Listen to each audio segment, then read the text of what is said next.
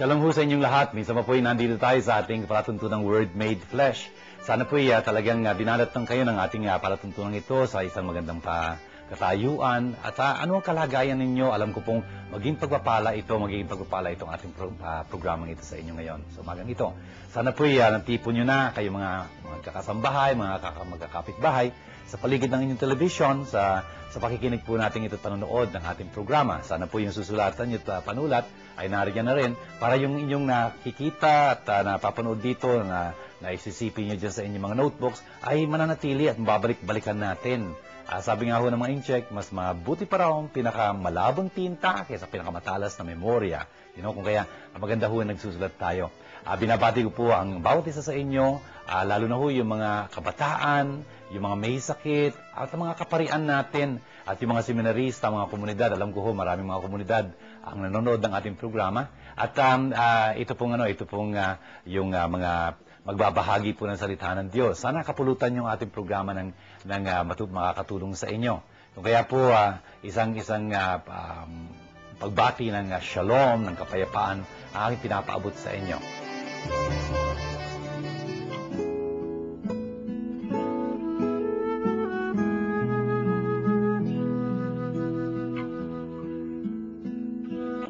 Tuntunin tungkol sa ketong. Sinabi ni Yahweh kina Moises at Aaron, kung ang balat ninuman ay magbago ng kulay, mamaga, o kaya'y magkaroon ng singaw na parang ketong, dadalhin siya kay Aaron o sa mga anak niyang saserdote. Ituturing siyang marumi at di ito dapat kaligtaang ipahayag ng saserdote. Ang may ketong ay dapat magsuot ng sirang damit, hindi magsusuklay, tatakpan ang kanyang nguso, at laging sisigaw ng marumi, marumi. Hanggang may sugat, siya'y ituturing na marumi at sa labas ng kampamento mamamahay na mag-isa. Ang ating po unang pagbasa ay hango sa aklat ng Levitico. Levitico ho, dun sa original na Latin nito, Liber Leviticus. Ang ibig sabihin ng liber, libro, Leviticus ng mga Levita. Sino nga ba yung mga Levita? Yung mga Levita ho, ito yung mga supling ni Levi. Isa ho dun sa mga anak ni Jacob. At sila ho, ang pinili ng Diyos, yung tribo nilang yun, ang pinili ng Diyos na maging kaparian. Kaparian. Napaka-importante ho na magiging papel nila bilang mga pari. Ano nga ba ang papel ng mga pari dun sa Biblia, sa Lumang Tipan? Sila ho yung mga mag-aalay ng mga pagpanalangit, pagsasakripisyo ng mga tao sa Diyos, at sila magbababa ng pagpapala ng Diyos sa mga tao. Sila ho mamamagitan sa makatuwid, sa tao at sa Diyos at sa tao. At isa ho sa mga magiging papel nila, hindi lang ho yung mag-aalay sila ng sakripisyo at panalangin sa Diyos, ang ngalan ng bayan ng Diyos, kundi sila din ay talagang mga ngalaga ng tunay na at tamang kapaligiran doon sa bayan ng Diyos na iyon. Kaya pag kami may sakit na ganyan, sila ho nangangalaga na yung sakit na lalo na nakakahawa and whatnot, hindi talaga maging nakakahawa sa madla. Kung kaya meron mga precautions, meron silang gagawin na mga pag-iingat. Kung kaya ho, dito sa ating pagbasa ngayon, meron hong isang sakit dito na talaga namang iiwasan na lumaganap. Ano yun? Leprosy ho, ketong. By the way, para ho sa ating kaalaman, ketong ho sa Biblia, leprosy, is not just Hansen's disease. Yung pong leprosy properly so-called. No? Hindi lang ho yun. Ano man hong bahid, sa balat, any blemish, sa balat ng tao ay tinuturing na leprosy. For example, yung nakikita natin, for example, an or something like that, yung tinea flava, for example, leprosy ho yun para sa kanila. Uy, by the way, hindi lang ho tao ang nagkakaroon ng leprosy. Mismo ho yung mga pader. Yung mga pader. Hindi ba ho kung minsan, makita mo yung pader, nangungupas, yung pintura. Bakit? Siguro, nung napinturahan yun, hindi pa tuyong-tuyo, it might have been very humid that time. Kung kaya nga, pumabakat dun yung pagkatapos, ayun o, yung wall, may leprosy. Ganun ho yun, yung bahid hong yun, yung bakas na yun, yung bumabakat na ganun, yun ang tinuturing na leprosy. Hindi lang ho yung properly Hansen's disease. Ano po? Ngayon, ang mga pari ho doon, kapanahon ng iyon, para ho sila ng mga sanidad. Ewan ko lang kung naintindihan niyo pa yung salitang sanidad. Sanidad ho, ibig sabihin, health, sanity, parang ganyan. Yung sanitary officers, sila ho yung nangangasiwa sa kalusugan ng mga tao. Kung kaya nga, pagka mayroong nakitang tao na mayroong ganyan, may bahid sa kanyang balat, sa kanyang katawan, dapat talagang ihiwalay siya. He will put out of the community. Dito sa bandang dulo nitong ating pagbasa, narinig po natin yun, sa labas siya ng kampamento, mamamahay at mag-isa. Kasi makakahawa ho yun. Yun ang pag-iisip nila eh. Kung tuminsan nga, talaga mayroon namang mga sakit na gano'n nakakahawa. The point is, hindi sila pwedeng mamuhay kasama nung madla, ng bayan ng Diyos. Kung kaya, dapat nandun sila sa labas. At kung sakaling may mga taong paparaan dun sa malapit sa kanila, dapat lalagay nila ang kanilang kamay sa may nguso nila at sisigaw sila, marumi, marumi, marumi, para yung mga tao layo sa kanila. Brothers and sisters, yun ho yung papel ng kaparian nila noon. Brothers and sisters, once upon a time dito ho sa ating bansa, ewan ko lang kung nangyayari pa ngayon, may mga sanidad ho talaga eh. Lumilibot ho sila sa komunidad at tinitingnan kung malinis yung mga lugar at lalo na kung mayroong nagsisimulang, kunyari, nauuso yung beke, yung mumps ho ba? O kaya yung smallpox o chicken pox or something like that, dapat talagang sila kaagad, i-isolate sila kaagad, baka lumaganap yung sickness na yon. Can you imagine what happens? Of course, nowadays, siguro hindi na nga sila naglilibot dahil ang dali-dali na ng komunikasyon ngayon, no? Kahit na sino may pwede magbigay alam sa health center, huy, may ganito rito, pupuntahan na lang, hindi na kailangan maglibot. Kami ho, nakatandaan ko ng mga bata, pagka dumadating na yung salita, pasok na kami kagad sa bahay. Ewan ko ba kung bakit gano'n. No? Pero the point is, yun ang trabaho nila noon. Yung mga pariho, yun ang trabaho nila. Na sila ang sabi kung itong taong ito ay dapat na hiwalay sa komunidad o hindi. At pagka yung tao ay gumaling, kasi may mga skin diseases na gumagaling, hindi ba? Pwede na silang pumasok sa lipunan ulit. Pero dapat i-certify yun ng pari, yung kanilang pari na pwede na sila magbalik ulit at tapos mag-aalay sila ng kanilang sakripisyo. Brothers and sisters, ito ho yung magiging koneksyon nitong unang pagbasa natin to sa Ebanghelyo mamaya ang babasahin natin. Kasi po, tutukuyin doon yung pagpapagaling ni Jesus ng isang ketongin na meron tayong maraming mapupulot pamamaya-maya po. If I could touch you, I'd heal your broken palms. If I could hold you in my arms, I'd call the soft breeze to caress your weary arms. I'd call the moonbeam to dispel this darkest night. If I could touch you, I would. Long have I waited for you to hear my cry. Long have I waited for you to answer my plea. What you do to your brethren, you do it for me. I am in the brokenness and woundedness of man. Long have I waited for you to hear my cry. Long have I.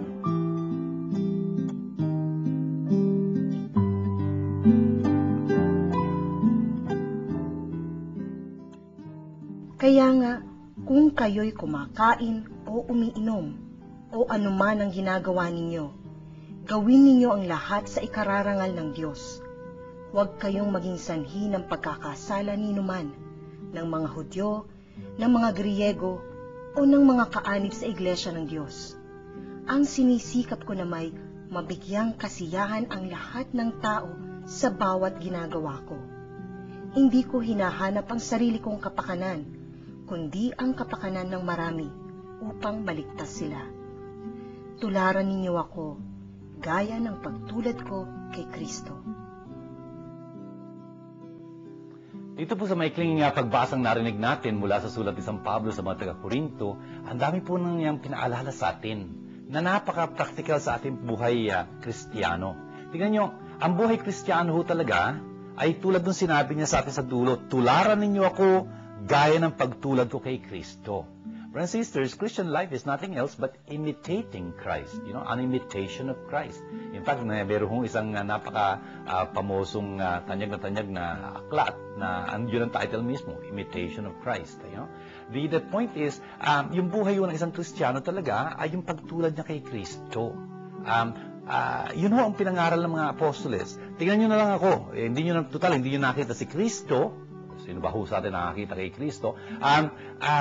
Kung gusto nyo malaman kung ano si Kristo, tignan nyo ako. Sabi niya ganyan. You know?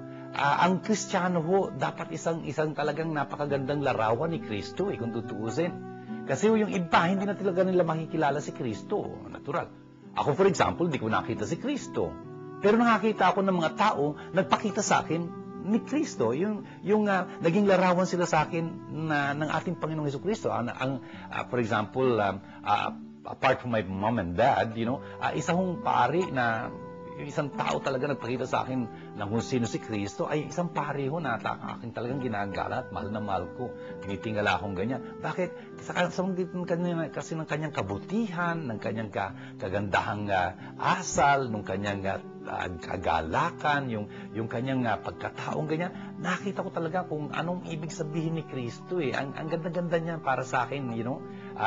Mas madali kong maunawaan yung sinasaad sa Ebanghelyo pagka nakita ko siya, something like that. Kasi sinikap niyang isabuhay talaga yung pamumuhay ni Kristo, yung mga turo ni Kristo, yung mga aral ni Kristo, ganyan. Talaga namang nagiging parang diretsong larawan siya sa akin ni Kristo. Brothers and sisters, ito ho dapat mangyari sa bawat isang Kristiyano, lalo na mga magulang, mga magulang. Siguro nasa laysay ko na sa inyo yun, may isang bata akong tinanong, anong ebanghelyo ang pinakagustong-gusto mo? Akala tuloy ang sagot siguro yung kay Mark, kay Mateo, Marcos, Lucas 1. Alam niyo sagot ng bata? Yung ebanghelyo sangayon sa aking nanay, you know? The gospel according to mommy, you know? Bakit? Ang ibig niya ko sabihin kasi yung ebanghelyo, yung magandang balitang yon tungkol kay Jesus, nakita niya sa nanay niya. Kung gaano kaamo ang nanay niya, kung gaano mapagpasensya nanay niya, kung gaano ka matulungin nanay niya, kung gaano ka pang mahal at mapagpatawad ang nanay niya. Ay naku, kitang-kita niya sa nanay niya si Kristo. Ganun ho dapat mangyari sa atin, mga kapatid. Christian life is nothing else but imitation of Christ. The point is, dito sa pagbasa natin ito, meron nung sila sa lungguhitan dito. Ano nga bang ibig sabihin ano ba sasabuhay natin sa ating buhay Kristiyano? Isang bagay na dapat nating gawin ay yung sinasabi po dito sa verse 31 ng chapter 10. Ang sabi niya dito, whatever you do, do everything for the glory of God. You know? Ano mang gagawin nyo, maging kumain yun, uminom yun, whatever, you know? Ano mang gagawin ninyo, dapat gawin ninyo ito para sa kaluwalhatian ng Diyos. Brothers and sisters, napakahalagang bagay noon sa ating buhay.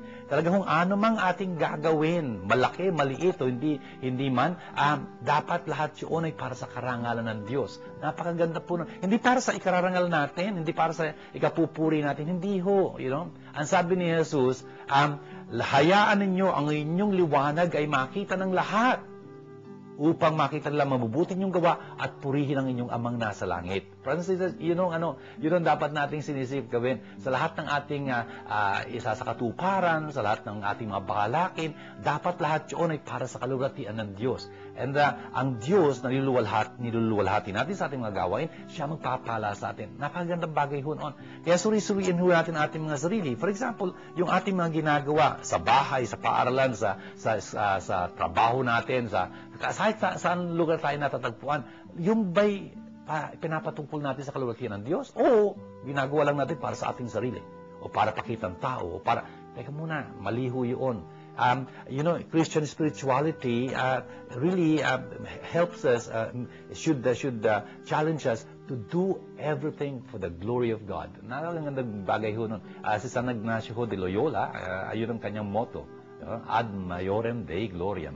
Ang lahat para sa ikaluluwalhati ng Diyos. Napagandahong bagay nun. At sana para sa ating lahat, masabi din natin, be imitators of me. Tularan nyo na lang ako. Kung gusto nyo tularan si Kristo, tularan ninyo ako. Dahil ako din, ay tumutulad kay Kristo.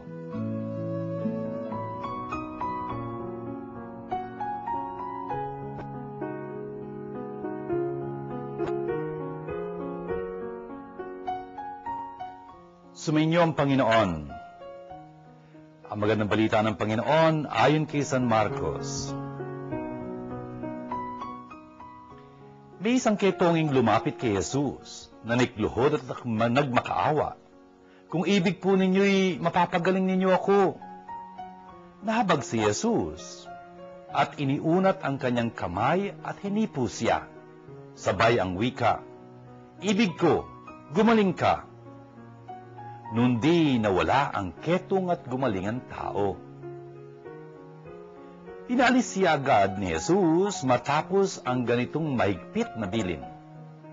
Huwag mong sasabihin ito kanino man. Sa halip ay pasuri ka sa saserdote. Pagkatapos, maghandog ka ng ayon sa niutos ni Moises upang patunayan sa mga tao na ikaw ay magaling na. Ngunit umalis siya at bagkus pinamalita ang nangyari. Ano pat hindi nahayagang makapasok ng bayan si Jesus. Naroon na lamang siya sa labas, sa mga ilang na puok, at doon pinagsasadya ng mga tao buhat sa iba't ibang dako. Ito mga kapatid, magandang balita ng ating kaligtasan. Mga kapatid, tingnan nyo, itong ating pagbasang ito mula kay San Marcos. Isa sa maraming mga himala na ginawa ni Jesus na sinasalaysay sa atin ni San Marcos. Tandaan ho natin, ang ebanghelyo ng San Marcos ay isang ebanghelyo ho ng aksyon. Talagang Jesus, the action man. Parang ganyan. Ang dami niya ho sasalaysay sa ating mga himalang ginawa ni Jesus. Yung mga turuan, minimum ho yun. Kabaliktar ho siya ni Mateo. Si Mateo ho, ang mga bibigyan diin ni Mateo yung mga katuruan ni Jesus. That way. Anyway, dito ho sa tagpong ito, nakita natin may isang ketonging lumapit kay Jesus. Ganda ho ng tagpong yun. Lumapit kay Jesus yung ketongin, bawal ho yun, kung tutuusin. Kasi dapat malayo sila sa mga tao. Tulad nung narinig natin sa unang pagbasa kanina. Pag kami napapalapit sa kanila, sisigaw sila, marumi, marumi, marumi, para lalayo yung mga tao. Si Jesus, wala siyang pakundangan doon sa ganoon, tingnan nyo, napaka-importanting pansinin noon na si Jesus, hindi siya ang mahahawa, sa may mga ketongin, siya magpapagaling sa kanila. Tulad ng yung mga Pariseo, mga Skriba, yung mga banal na mga tao nung panahong iyon, sa turing ng mga tao doon, para sa kanila, ang isang taong marangal, hindi dapat makikisalamuha sa mga makasalanan, sa tinuturing na makasalanan. Bakit? Mahahawa nga naman sila. Pwede mangyari, ba't hindi? Hindi ho si Jesus. Si Jesus nakikisalamuha sa mga kasalanan, hindi dahil mahahawa siya, kasi alam niya mahahawa sila sa kanya, sa kanyang kabanalan, sa kanyang kabutihan, dahil mapapatawad niya sila. Brothers and sisters, baliktad ho yung nangyayari kay Jesus. Kung kaya, anong nangyari dito? Yung tao talaga lumapit kay Jesus. Alam niya kasi, meron siya maaasahan kay Jesus. Alam niya kasi na pwede siyang tulungan ni Jesus. Brothers and sisters, napakalaga ho nung pangyayaring yon. Anong sabi nung ketongin kay Jesus na ganyan? Sabi niya, kung ibig niyo po, mapapagaling niyo ako. Tingnan niyo, He didn't say, pagalingin niyo ako, something like that. And then, kung ibig niyo po, meron pang kung, I mean, he was requesting a very humble prayer here, Nagpapakumbaba siya. Hindi siya nanghihimasok sa Diyos. Akala mo, siya mayroong karapatan na, pagalingin siya ng Diyos. Teka. Sa atin ng panalangin, please understand, magandang halimbawa ito ng panalangin. Lumalapit ka sa Diyos, pero yung paglapit mo sa Diyos, bagamat puspos ng tiwala, tignan nyo, he disobeyed all the rules, kalapit lang kay Jesus. Hindi lang buspos ka ng tiwala, kundi mapagkumbaba ka talaga, gusto mong tanggapin ang kalooban ng Diyos. Yun ang napaka-importante sa atin, tanggapin ang kalooban ng Diyos. At yun ang paulit-ulit na sinabi ni Jesus tungkol sa kanyang sarili, na parito siya hindi upang gawin ang kanyang kalooban, kundi gawin ang kalooban na nagsugo sa kanya. Kung kaya nung tinuruan tayo ni Jesus, manalangin, ang sabi niya sa atin, pag manalangin kayo, sabihin nyo, Ama namin, sundin ang loob mo. Ganun ho yun Kung kaya dito ho sa halimbawang ito, nitong ketong ito, ang sabi niya, if you want to, you can make me cleansed. Kung ibig mo, talagang mapapagaling mo ako, malilinis mo ako. At ang ganda ho na sagot ni Jesus, so emphatic, na napakamadiin nung sagot ni Jesus. Sabi niya, ibig ko, gumaling ka. I do will it, be cleansed. Francis, ang ganda kong bagay nun. Dapat to magpaalala yun sa atin na talagang yun ang nais ni Jesus. Maging magaling tayo. Maging talagang buong-buo tayo. Malusog na malusog tayo. Yun ho ang layo ng Diyos. Hindi ho layo ng Diyos na magkasakit tayo, manatili tayo may sakit o something. Teka. Hindi yun ang layunin ng Diyos. Hindi yun ang ibig niya. Siguro pinapahintulutan ng Diyos yung sakit na ganun. Ba't hindi? Yun ang nangyayari yun. Sa San Pablo nga, meron siyang inihiling sa Panginoon na sana tanggalin sa kanya ng Panginoon. 3 beses niya na raw hiniling niya sa Panginoon, pero hindi ho tinanggal ng Diyos. At ang sabi ng Diyos sa kanya, sapat na sa iyo ang aking biyaya. Sabi niya ganyan. And naintindihan niya yun. Naintindihan ni Pablo yun. Brothers and sisters, hindi natin alam ang kalooban ng Diyos. Kung kaya, ang sinasabi natin kung ibig ninyo, we can always ask what we want to get from the Lord, I mean, just like Jesus, sabi ko nga sa inyo, nung nandun siya sa hardin ng Gethsemane, talagang nahintakutan siya, pero mo, kakaharapin niya kamatayan. Kitang-kita niya, dumarating yung kamatayan. Sino nga ba naman hindi matatakot pagka gano'n? The point is, nanalangin siya, Abba, sabi niya ganyan, lahat ay posible sa iyo kung maaari lang. Tanggalin mo na, palampasin mo na sa akin ang kalis ng pagdurusang ito. Pero hindi aking kalooban ang iyong masunod. Lagi yung ganun naging panalangin ni Jesus. Not my will, yours be done. Kung ibig mo. Francis, sana yung panalangin natin maging ganun at makikita natin, tutugunan tayo ng Panginoon. Basta, at alam din natin dapat na talagang ang ibig ni Jesus, maging malusog tayo, maging hawa tayo. Kaya nga sabi ni Jesus, naparito ako upang magkaroon sila ng buhay at buhay na masagana. I came that they may have life and have it to the full. Yun yung kay John chapter 10 verse 10, right? Ang importante yun na talagang alam natin yun. Ibig ni Jesus yung ating kabutihan. Ang ganda na sumasagi sa aking isipan ngayon, ang sabi ng Panginoon sa aklat po ni Jeremias chapter 29 verse 11, ang sabi niya, alam ko kung ano ang plano ko para sa inyo. Plano para sa inyong kabutihan, hindi inyong kamalasan. Planong bigyan kayo ng kinabukasang puspos ng pag-asa. Ang ganda ng bagay po noon. Francis, tingnan niyo kung ano nangyari dito. Di gumaling yung tao. Tapos, ang sabi sa kanya, huwag mo sasabihin ito kanino man. Sabi ng ganun ni Jesus sa kanya. Dito po sa Ebanghelyo ni San Marcos, madalas po yun na pagbabawalan ni Jesus, yung pinaghihimalaan niya, na ipag-broadcast yung ginawa sa kanila. Bakit nga ba? Kaya nga tinatawag itong messianic secret, the secret about the Messiah. Parang systematic ho yun dito sa Ebanghelyo ni San Marcos. Bakit nga ba? Kasi kung tutuusin, yung mga Hudyo, lalo na, naghihintay silang Mesyas. Tutuusin hanggang ngayon, the point is, yung Mesyas nila na hinihintay, medyo political leader ho. Isang talagang mamumuno sa kanila sa paghihimagsik. Isang gagawa ng mga himala and whatnot. Si Jesus oo, Mesias siya, pero hindi ganun. Hindi ho siya political leader. Kung kaya nga, ayaw niyang magbigay ng dahilan doon sa mga tao na magkaroon ng maling pag-aakala tungkol sa kanya. Tuloy, tatanggapin siya kasi akala nila, puro akala nila. Tutusin mo si San Pedro din ho.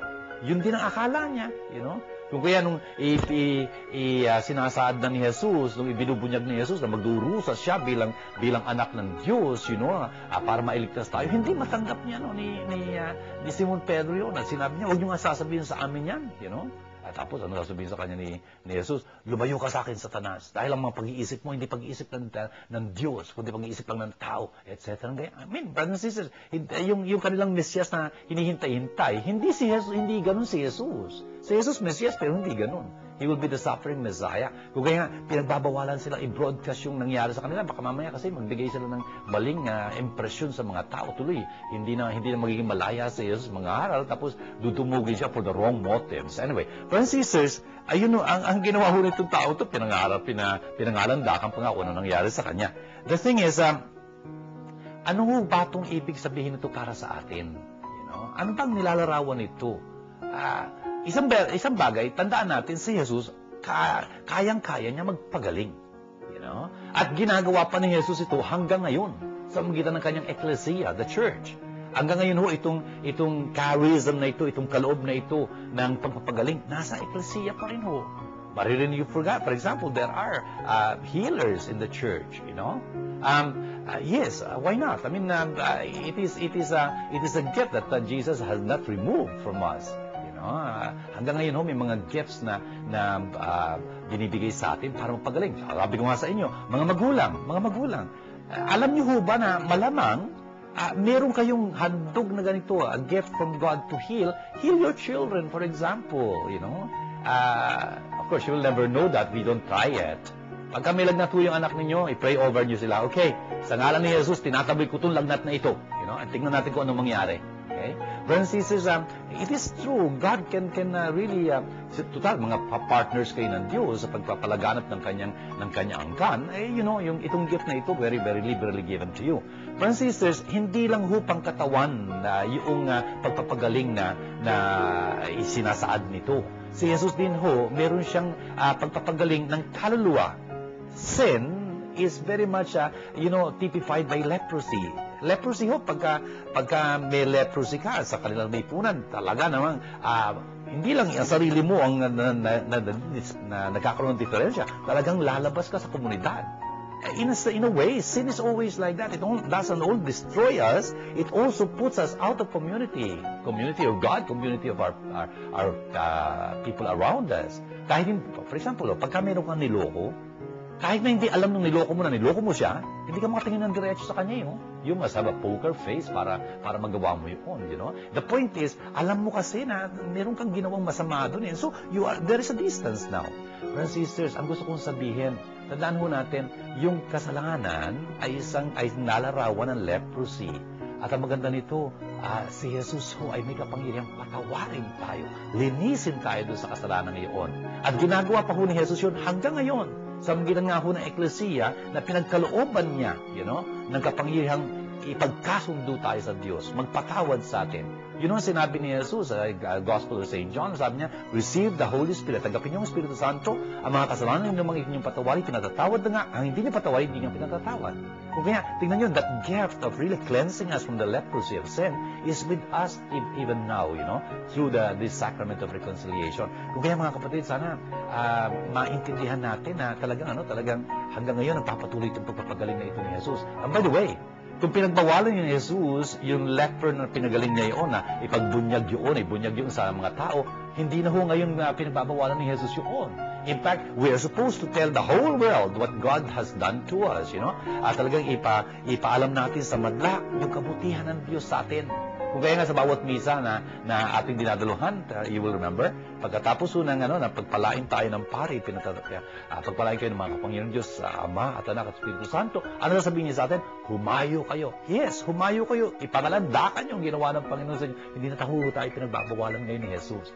Sa halip, talagang hinikayat tayo, tinahamon tayo ni Jesus, ibahagi natin yung ating naging karanasan sa Diyos, yung kanyang kabutihan sa atin, yung pagpapatawad niya sa atin, upang yung ibang tao din makaasa sa Kanya. Francis, ang ganda-ganda ho nitong ating ebanghelyo, po. Sa Sa ika-6 na linggo pong ito, sa karinumang panahon ng Eklesiya, tingnan nyo, napaalalahanan po tayo ng napakagandang mga aral para sa ating buhay Kristiyano. Yun ang unang pagbasa ay tungkol sa ketong, leprosy, na sinasalupo ng ating ebanghelyo na po dahil ang tinutukoy doon ay kung paano pagaling si Jesus ng isang ketongin. Brothers and sisters, napakahalaga hong maintindihan natin yung tinuro doon, yung papel ng pari doon sa hinggil doon sa leprosy yun. Tingnan nyo yung sinabi ni Jesus doon sa pinagaling niyang leper. Humayo ka ngayon, pakita ka sa mga saserdote. Saserdote ho is from Latin, sacerdos, pari, yung mga priest. Sila kasi ang naatasan na talagang mag-sertifika, magpatunay na ikaw ay malinis na at pwede ka nang bumalik uli sa lipunan. Yun ho yung papel ng pari sa ating kapanahunan ngayon. Yung mga pari ho na pari tulad ni Kristo. Mga pari na talagang pinagkalooban ni Jesus ng kapangyarihan magpatawad o hindi magpatawad. Kung kaya, napaka-importante sa ating maintindihan na, oo, hindi lang nagpapagaling si Jesus ng sakit na pangkatawan na ginagawa niya pa rin hanggang sa ngayon, sa magitan ng mga taong pinagkalooban niya ng karismang yun, na mga pagpagaling, the charism of healing, kundi napaka-importanting maintindihan na ang Panginoong Jesus ay nagpapatawad pa rin ng kasalanan hanggang ngayon sa pamamagitan ng sakramento ng pagkikapagkasundo, kung saan yung pari kumakatawan kay Kristo. Brothers and sisters, alam nyo, meron isang teologo na nagsulat, si Bernard Herring, ang aking tinutukoy, kung saan sinasabi niya, ang Eklesiya, nagampanan niyang magaling yung kanyang tungkuling magpahayag, yun ang katotohanan ng Diyos. Pero medyo hindi masyado yung kanyang tungkuling magpagaling. Siguro it is for us priests, particularly my brother priests who are viewing this program and the seminarians, please rethink that. Doon pa sa ating paglilingkod sa bayan ng Diyos, talaga bang nagpapagaling tayo? O nagtuturo lang tayo? That's a very beautiful challenge.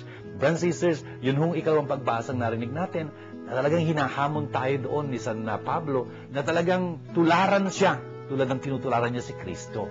Bawat isang Kristiyano ho, dapat maging tunay na advertisement ni Kristo. Makita sa kanila kung sino si Kristo upang mabilis si Kristo, talagang tanggapin si Kristo bilang Panginoon at tagapagligtas. Napakalaking challenge para sa bawat isa sa atin yun. Tayo mga nanonood nito, tayo natututo ng banal na kasultahan, ng salita ng Diyos, dapat talagang sinisikap natin maisabuhay yun. Para yung ibang mga tao na hindi na makakatagpo si Kristo, kung tutuusin, makakatagpo pa rin siya sa pamagitan natin. Ang ganda-ganda hong karangalan para sa atin yan. Gawin po natin ngayon panalangin itong ating natutunan ito sa ngalan ng Ama at ng Anak at ng Espiritu Santo. Amen. Abba, maraming salamat sa inyo para sa lahat ng mga pagpapalang pinauulan nyo sa amin, lalo na ang inyong banal na salita. Ang Biblia na nagpapaalala sa amin kung sino kayo para sa amin, kung sino kami para sa inyo. Nagpapasalamat po kami sa pagpapatawad na ginagawad niyo sa amin sa magitan ng inyong eklesiya, sa magitan ng paglilingkod ng inyong mga kaparian sa sakramento, lalo na pagkipagkasundo. Abba, hinihiling po namin na sana kami rin ay matulad ng mas lalo kay Kristo upang ang iba rin makita sa amin si Kristo at mahalin siya, sundan at yakapin sa pananampalataya. Tinataas po namin ngayon sa inyo ang lahat ng mga nagsipanood ng aming palatuntunan ito. Pagpalain niyo po silang lahat, lalo na yung may mga karamdaman, yung humihiling ng kagalingan, ng kalutasan ng mga pinuproblema nila, yung mga nasisiraan ng loob, yung namimigatit, nangungulila dahil sa pagyaong kanilang mga yumao. Sana ho'y dampian niyo sila ng inyong biyaya. At lahat po ng tumutulong sa amin sa pagsahimpapawid namin ng programang ito, ng Word Made Flesh, ay sana pagpalain niyo. Miskin na yung nagnanais palang tumulong sa amin. Ang lahat pong ito ginagawa namin panalangin, alang-alang kay Yesu Kristo, ang aming Panginoon. Amen. Sumainyo ang Panginoon at pagpalain kayong masaganang ng makapangyarihang Diyos, Ama at Anak at Espiritu Santo. Ito po ang ating programang Word Made Flesh. Ano po yung naging pagpapala ito sa inyo? At sana baunin nyo ang ating mga natutunan sa linggong ating kinakaharap. Pagpalain ho kayo ng Panginoon lahat kayo. Shalom po sa inyong lahat.